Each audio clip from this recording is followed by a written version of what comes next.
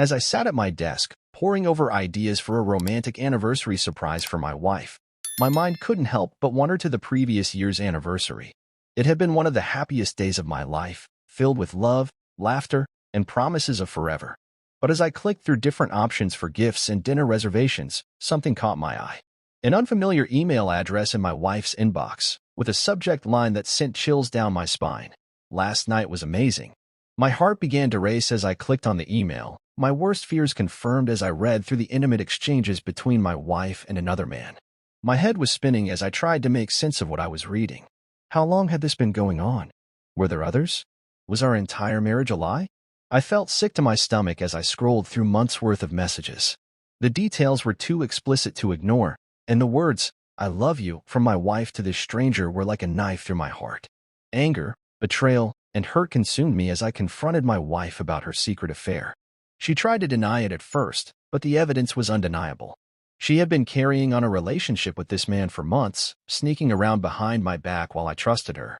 The thought of celebrating our 20th anniversary now filled me with disgust. I couldn't even look at her without feeling sick.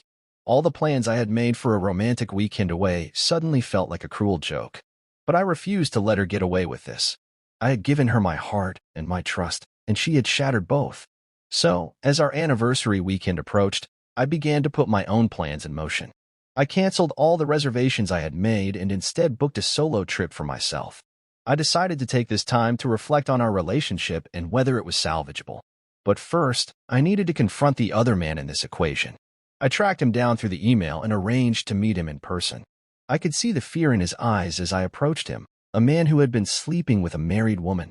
My anger and hurt gave me the strength to stand up to him, to demand answers and an apology.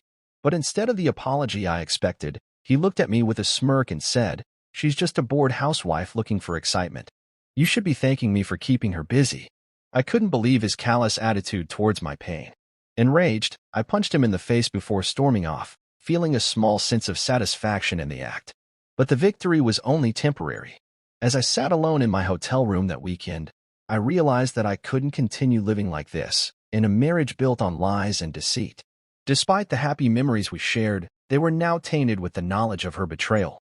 I returned home and sat my wife down for a serious conversation. I told her that I knew about her affair and that I couldn't continue our marriage. She begged for forgiveness, promising to end things with the other man and to work on our relationship. But I knew that the trust could never be rebuilt, and I had already made up my mind. We went through a messy divorce, with her trying to prove she had changed and me trying to move on from the pain. In the end, I decided to focus on myself and my own healing, using the betrayal as a lesson to never trust blindly again. As for my anniversary surprise, it ended up being a weekend of self-reflection and coming to terms with the end of my marriage. And though it wasn't the romantic weekend I had envisioned, it was a necessary step towards my own healing and finding a way to move forward without my now ex-wife. Looking back, I can't believe I was blind to her affair for so long. But I also know that I will never make the same mistake again. My revenge was not one of anger or retaliation, but of walking away and putting myself first. And I can confidently say that I am now in a much better place, free from the betrayal and lies that clouded my marriage.